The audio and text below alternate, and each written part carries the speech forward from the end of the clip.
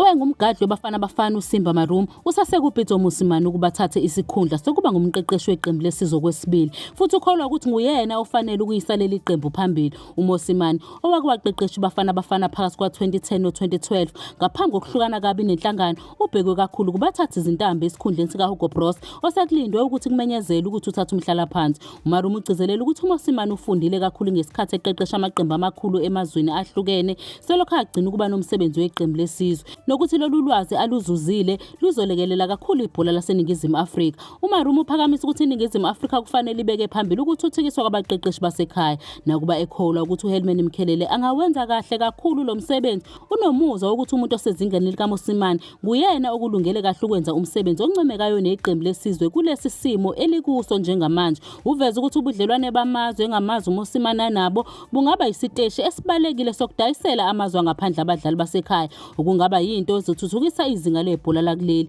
Ngaphandle kukaMosimane, uMarumo uphinde waqoka uRhulani Mokoena noDan Malesela njengabaqeqeshi basekhaya abangaba ngosihlalo beqembu lesizwe. Owayengumgadli weMamelodi Sundowns uSilver Stars waveza ukuthi nakuba uBroos ekufanele ukunconywa kakhulu ngalokho akwenzela iBafana Bafana, lo mqeqeshi osemkantshubovu kwayengeke abe isixazululo sebhola laseNingizimu Afrika. Ugcizelela isidingo esiphuthumayo sohlelo olufanele lokuphumelelisa nelizophakamisa ezobuchwepheshe basekhaya.